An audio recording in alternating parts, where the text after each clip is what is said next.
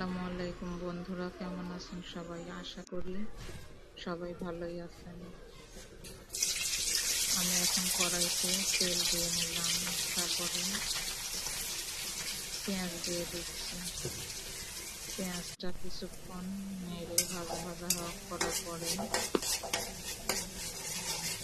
তাতে আমি সব রকমের মশলা দিয়ে দিলাম। হলুদ গুঁড়া, মরিচের গুঁড়া, ধনিয়া গুঁড়া, জিরা বাটা, পেঁয়াজ বাটা, আদা বাটা, রসুন বাটা, লবণ একত্রে পেঁয়াজের মধ্যে ঢেলে কিছুক্ষণ নেড়ে নিয়ে কিছুটা পানি দিয়ে এখন কষিয়ে নেব কিছুক্ষণের জন্য। কষানো হয়ে গেলে তাতে আমি চিংড়ি মাছগুলা ঢেলে দেব। কিছুক্ষণ নাড়াচাড়া করার পর কষানোর জন্য আমি ঢেকে দিলাম।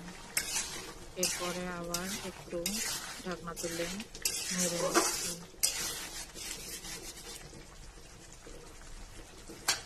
আমি এখানে চিংড়ির দো পেঁয়াজা বানাচ্ছি।